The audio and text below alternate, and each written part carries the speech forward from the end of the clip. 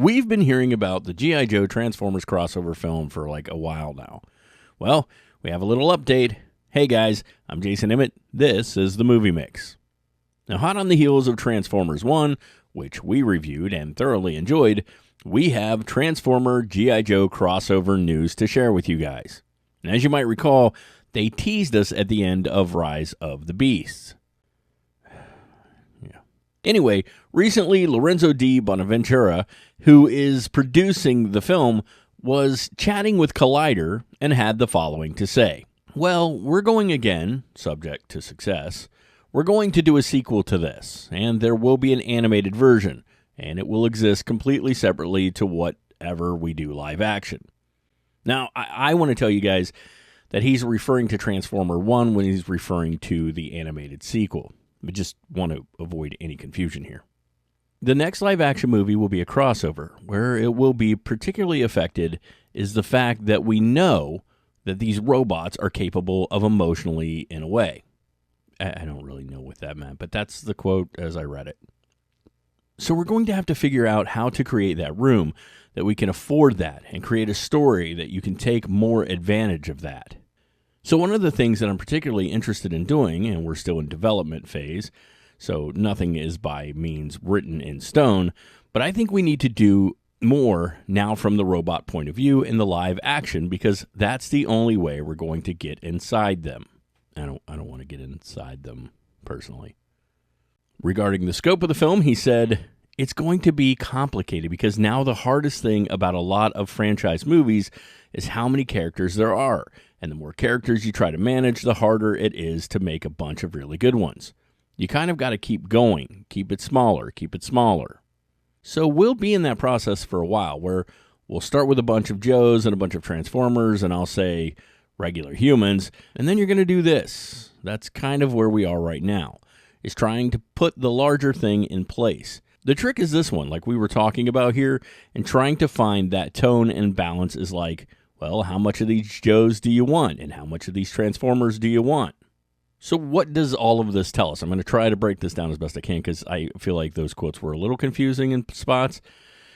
Anyway, first of all, they're still in the early stages of development for this crossover film, but it appears they might be taking all the recent theatrical releases into account in some way, which feels like way too much to try to cram in personally.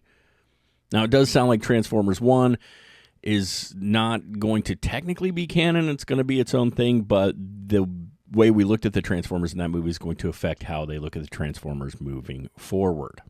I kind of look at Transformers 1, it's going to be like the Batman is to the Batman series. It's its own property that is just part of this sort of universe, but not. Anyway, I think that's the way they need to keep it. Transformers 1 was excellent, and the Transformer movies are sort of their own thing. Now, honestly, I'm not sure where they could take this crossover. I mean, I don't know what they could do and make it good. Age of Extinction, The Last Knight, Rise of the Beasts, these movies did not have the best stories. And Rise of Cobra and G.I. Joe Retaliation and the mostly forgettable Snake Eyes, they didn't fare much better critically. They did well financially, but not critically. So cramming them all together feels like a cash grab. And it breaks my heart because I think both of these franchises have so much potential if they are done right.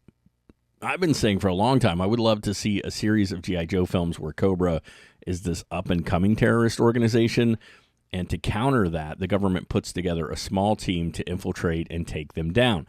And we should start with a few names, maybe like Duke, Flint, Scarlet, Roadblock, Lady J, maybe a couple others tossed in there. Over the course of a few movies, we learn of a large plot by Cobra to genetically engineer a super soldier, Serpentor, and both sides introduce and recruit more members as each film goes on. We need a slow build with smaller storylines until we reach a climax in the third film. Of course, this is just my pipe dream, but I feel like it would work. Grounded a bit more in reality, but with slightly cooler vehicles and gadgets, like the actual cartoon.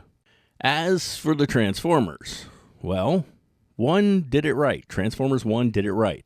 The first movie was pretty good too, that first one, the live action, and I really, really liked Bumblebee. I think it had a good plot.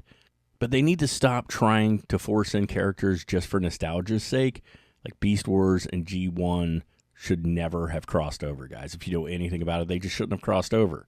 And they need to focus on plot. As for this crossover movie, I don't know, man.